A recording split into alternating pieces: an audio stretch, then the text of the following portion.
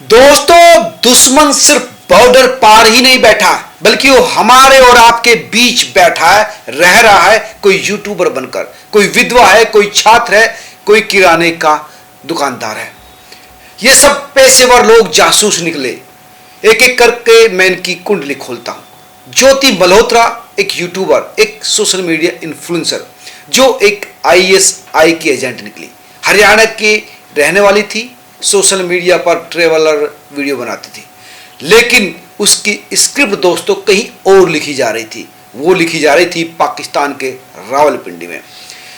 ज्योति जरूर हरियाणा की बेटी थी, लेकिन वो वतन की बेटी नहीं निकल पाई। वो वतन की वफादार नहीं निकल पाई, वो पाकिस्तान की वफादार निकली। वो हमारी सेना के मूवमेंट को रिकॉर्ड करके पाकिस्तान को भेज रही थी। उसके पास विदेशी कॉल्स, डिजिटल पेमेंट्स के बहुत सारे पुख्ता सबूत मिले हैं कि उसने बॉर्डर एरिया के फुटेज भेजे थे। एटीएस और मिलिट्री इंटेलिजेंस की 2 महीने की मेहनत के बाद उसको पकड़ा गया। जांच एजेंसियों के मुताबिक वह पाकिस्तान में बैठे आईएसआई एजेंटों के सीधे संपर्क में थी। व्हाट्सएप, इंस्टाग्राम के जरिए उनकी बातचीत हो रही थी।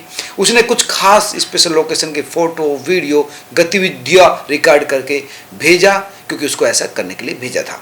दरअसल एटीएस और इंटेलिजेंट को पिछले 3 महीने से पता लग रहा था कि हरियाणा में कुछ ना कुछ जासूसी का काम हो रहा है, और उनकी जानकारी सोशल मीडिया के थ्रू भेजी जा रही है। और इसके बाद जब जांच की तो ज्योति पर शक हुआ। उसने सेना के मूवमेंट से जुड़ा एक छोटा सा वीडियो पाकिस्तान के एक संदिग्ध नंबर पर भेजा था, और वो नंबर जो था पाकिस्तान की आईएसआई के एजेंट का था। और फिर उसको डिजिटल भुगतान भी किया गया। जब ज्योति के फोन की फॉरेंसिक जांच की तो ये सामने आया कि इसमें बहुत सारे वीडियो थे जो कैंट एरिया के थे। ज्योति पहले यूट्यूब पर सिर्फ ट्रेवलर और फूड के ही वीडियो बनाती थी, लेकिन बाद में वो कश्मीर घूमने लगी, अलग अलग लोकेशन पर जाने लगी, रेलवे स्टेशन, बॉर्डर एरिया, वहाँ की शूटिंग करने लगी। लेकिन ये पता चल रहा कि इसकी वजह ये थी कि उसको आईएसए ने कहा था कि स्पेशल वीडियो बनाओ, आर्मी यूनिट का मूवमेंट रिकॉर्ड करके हमको भेजो, सरकारी भवन, सेना के काफिले कहाँ जा रहे हैं वो सब भेजो। इसकी जानकारी उसे इनक्रिप्टेड ऐप के जरिए भेजी जाती थी। दोस्तों, सारा खेल पैसे प्रबोल का या फेमस होने का था। आईएसआई ने उसे कहा था कि वो उसको फेमस करेगा, पाकिस्तान भेजेगा, वहाँ के उसे वीडियो बनाए जाएंगे। और इसी पिछले 2 साल में 3 बार तो पाकिस्तान गई, चीन गई, बांग्लादेश, थाईलैंड, नेपाल, भूटान, यूएई, सब जगह की उसने यात्रा की। और सोशल मीडिया पर पाकिस्तान की सकारात्मक छवि दिखाने का काम भी उसे आईएसआई ने सौंपा था। और पाकिस्तान के एजेंट, जो पाकिस्तान का एजेंट था, उसके साथ उसके गहरे संबंध हो गए थे। और दोनों हाल ही में इंडोनेशिया यानी बाली 1 हफ्ता घूम के आए। अपने चैनल पर इसने वीडियो भी डाला, लेकिन उस एजेंट को बिल्कुल नहीं दिखाया। और पाकिस्तान ने सच पूछो तो उसके सोशल मीडिया का इस्तेमाल अपने देश को प्रमोशन में लगाया। उसके पास जो कई चीज़ें बरामद हुई वो चौंकाने वाली थी। उसके पास 8 लोकेशन मिली, जिसमें आर्मी ट्रक मूवमेंट था, रेलवे ब्रिज, हाईवे पे जो पेट्रोलिंग हो रही थी वो सब थी। 3 विदेशी ट्रांजैक्शन मिले।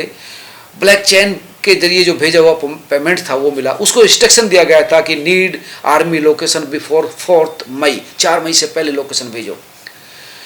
और सिर्फ ज्योति नहीं, और भी कई लोग गिरफ्तार किए, 6 जासूस गिरफ्तार किए।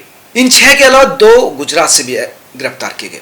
ज्योति मल्होत्रा के इंस्टाग्राम अकाउंट या यूट्यूब अकाउंट को जब खंगाला गया तो ये पता चला कि पहलगाम जो आतंकी हमला हुआ उससे 1 महीने पहले वो श्रीनगर की यात्रा पर गई थी। इस दौरान जो है उसने श्रीनगर और कई हिस्से जो कश्मीर के थे उनको एक्सप्लोर करा, वहाँ पर गई। और मार्च के महीने में वो पाकिस्तान गई थी। और पाकिस्तान में जो जिसके वो सबसे ज़्यादा नज़दीक थी, पाकिस्तानी हाई कमीशन में जो काम करने वाला दानिश नाम का व्यक्ति था, उसके संपर्क में थी। इसी अधिकारी से लगातार इसकी बातचीत होती थी, और इसी अधिकारी ने स्पेशल रूप से इसको पाकिस्तान भिजवाया था।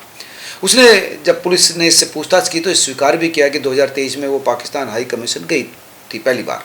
उसे पाकिस्तान जाने के लिए वीज़ा चाहिए था, तो यहाँ उसकी मुलाकात दानिश असली नाम था, नाम नहीं था इसका, असली नाम उसका एहसान उल रहीम था, जिसे दानिश के नाम से जाना जाता था। इस दौरान उसने दानिश का नंबर भी ले लिया और फिर बातचीत शुरू हो गई। इसके बाद ज्योति 2 बार पाकिस्तान गई। वहाँ पर दानिश के कहने पर ही अली अहवान नाम के एक व्यक्ति से मुलाकात हुई, और अली अहवान ने ही पाकिस्तान में उसके ठहरने की, घूमने की सारी व्यवस्था की। और इसके बाद पाकिस्तान के सिक्योरिटी और इंटेलिजेंस अधिकारियों से भी उसकी मुलाकात इसने करवाई। अली अहवान नाम का जो शख्स था उसने ही ये सारी मुलाकात अरेंज की थी इंटेलिजेंस के आईएसआई के अधिकारियों के साथ, ये सब उसने ही करवाई थी। और इसी दौरान उसकी मुलाकात शाकिर और राणा शहबाज नाम के 2 लोगों से भी हुई। शाकिर का मोबाइल नंबर भी उसने लिया और अपने फ़ोन में उसे जट रंधावा के नाम से सेव किया, यानी शाकिर के नाम से नहीं, जट रंधावा के नाम से सेव किया ताकि किसी को शक ना हो। और भारत आने के बाद उसने स्नैपचैट, व्हाट्सअप और टेलीग्राम जैसे सोशल मीडिया जो प्लेटफॉर्म है उनके थ्रू इन लोगों से कम्युनिकेशन किया, इनसे बातचीत की और तमाम देश विरोधी या देश की वो खुफिया जानकारी वो देने लगी। इस दौरान जब वो पाकिस्तान हाई कमीशन में गई तो लगातार वो दानिश के साथ साथ संपर्क में रही थी। बहुत सारे वीडियो इसने अपने यूट्यूब पर भी डाले थे। ज्योति के अलावा जो और जासूस पकड़े हैं दोस्तों, मैं उनकी भी कुंडली आपके सामने खोलता हूँ। मलेरकोटला पंजाब से गजाला नाम की 32 साल की मुस्लिम विधवा महिला भी गिरफ्तार हुई है।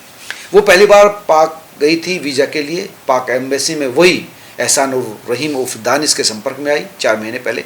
दानिश ने उसको प्रेम जाल में फंसा, शादी का झांसा दिया और फिर पैसे भेजना शुरू कर दिया। बाद में गजाला को पैसे के लेन देन के लिए अपने एजेंटों तक पैसा भिजा दिया, यानी गजाला को इस तरह से टूल की तरह इस्तेमाल किया दानिश ने अपने एजेंटों तक पैसा पहुंचाने के लिए। एक दूसरा आरोपी जो है यामीन मोहम्मद भी इसी तरह दानिश के संपर्क में आया था। उसका काम भी खुफिया जानकारी देना था, वीज़ा के थ्रू लोगों को कनेक्ट करना था जो पाकिस्तान एम्बेसी थे। ये भी पंजाब के जो है मलेरकोटला का रहने वाला था। और दोस्तों इसके अलावा एक दूसरा युवा पंजाब के पटियाला का रहने वाला था देविंदर सिंह। करतारपुर कॉरिडोर के जरिए पाकिस्तान गया था। 22-23 साल का युवा। कहने को तो उसकी धार्मिक यात्रा थी, धार्मिक स्थलों के दर्शन करने के लिए गया था, लेकिन जैसे ही वो पाकिस्तान में एंटर होता है उसकी वहाँ पर मुलाकात होती है खूबसूरत, बेहद ही खूबसूरत लड़की से। उस लड़की ने इसको फंसा लिया, पटा लिया, हनी टेम में फंसा लिया कह सकते हैं। और 7 दिनों तक उस लड़की ने इसको अपने साथ रखा। सब कुछ हुआ जो एक युवा को चाहते थे। खूबसूरत लड़की थी और पूरी तरह से इसको अपने चंगुल में फंसा लिया, भरोसे में ले लिया और फिर आईएसआई एजेंटों से मिलवाया और उन लोगों ने इसको जासूसी की पूरी ट्रेनिंग दी, पैसे का लालच दिया और भी लड़कियों का लालच दिया कि तुम काम अच्छा करोगे तो और सुंदर लड़कियां तुम्हें देंगे। और फिर देश में आकर देविंदर ने जो है भारतीय सेना से जुड़ी जानकारी, पटियाला कैंट की तस्वीरें पाकिस्तानी एजेंटों को भेजना शुरू कर दिया। 13 मई को देविंदर ने फेसबुक पर अवैध हथियारों की एक तस्वीर डाली थी, जिसके बाद पुलिस ने उसको गिरफ्तार किया था। और जब ये पूछताछ इससे हुई तो तब ये जानकारी सामने आई कि तो जासूस है। देविंदर के पीछे और कौन लोग शामिल है, देश में किस किस लोगों से मिलता था, उसकी जानकारी भी अब पुलिस जुटा रही है। वही हरियाणा के नूह से एक अरमान नाम का जो स्थानीय मुस्लिम युवा था उसको भी गिरफ्तार किया। वो 6 महीना पहले वीज़ा के लिए दानिश के संपर्क में आया था। पैसों के बदले उसे तैयार किया गया। ये सिम भी पहुंचाता था, इंडियन सिम, और दानिश के साथ साथ इसका कांटेक्ट लगातार था। व्हाट्सएप से तमाम चीज़ें, पैसे, सिम का लेन देन इन दोनों के बीच में होता था। ये डिफेंस एक्सपो 2025 की साइट पर भी गया था, वहाँ से तस्वीर और वीडियो इसे लेने के लिए भेजा था, तो वो भी इसने दानिश को भेजा था। दोस्तों गजाला के अलावा और भी एक विधवा थी, यानी विधवाओं को हनी टाइम में फंसाना आसान होता था, तो इसलिए ये विधवाओं को ही चुनते थे।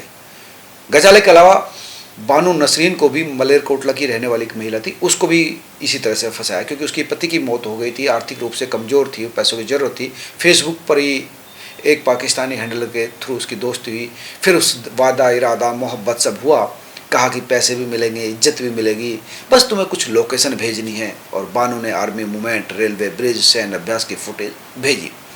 उसे वॉइस मैसेज के जरिए कोड वर्ड में टास्क दिए जाते थे, काम बताया जाता था और वो भेज देती थी। ये सारी चीज़ें हैं दोस्तों। लेकिन दोस्तों ये कोई संयोग नहीं है कि आईएसआई ने जिन लोगों को चुना वो आर्थिक रूप से कमज़ोर, सोशल मीडिया पर एक्टिव रहने वाले, सिस्टम से निराश और कुछ मुस्लिम लोग थे। यूट्यूबर को ज़रूरत थी फेम की तो उसको फेमस होने का लालच दिया। विधवाओं को ज़रूरत थी आर्थिक सहारे की, इज्जत की, तो उन्हें ये सब दिया। बेरोजगारों को ज़रूरत थी नौकरी की, पैसों की, तो उनको पैसा दिया। यानी जो जिसकी ज़रूरत थी वो उसको दिया। और इन लोगों ने देश से जुड़ी सुरक्षा की जानकारी दी। तो दोस्तों हम एक तरफ फेसबुक पर, इंस्टाग्राम पर मनोरंजन के लिए आते हैं, लेकिन वहीं देश के दुश्मन बैठे रहते हैं जिन्होंने इस ऐप्स को जंग का मैदान बना लिया है। और सबसे बड़ी दुख की बात तो ये है, शर्म की बात है कि गद्दार हमारे देश में बैठे हैं, बॉर्डर पार नहीं बैठे। ये आपके शहर में हो सकते हैं, आपके पड़ोस में हो सकते हैं, इंस्टाग्राम के फॉलो लिस्ट में हो सकते हैं। इसलिए इनको पहचानना बहुत ज़रूरी है, क्योंकि देश की सुरक्षा की ज़रूरत है। क्योंकि देश की सुरक्षा की जिम्मेदारी सेना की नहीं, हम और आपकी भी है। क्योंकि देश को तोड़ने के लिए दुश्मन अब बंदूक नहीं, फ्रेंड रिक्वेस्ट का सहारा रह रहा है। इसलिए इन फ्रेंडों से सावधान रहने की ज़रूरत है, जागरूक रहने की ज़रूरत है और गद्दारों को बेनकाब करने की भी ज़रूरत है। इसलिए दोस्तों, अगर ये कहानी आपको दिल को छू गई हो, अगर आपको अच्छी लगी हो और आपने ज़रूरत महसूस की हो तो इसे शेयर जरूर कीजिए ताकि कोई और ज्योति, बानू या गजाला न भर पाए। नमस्कार।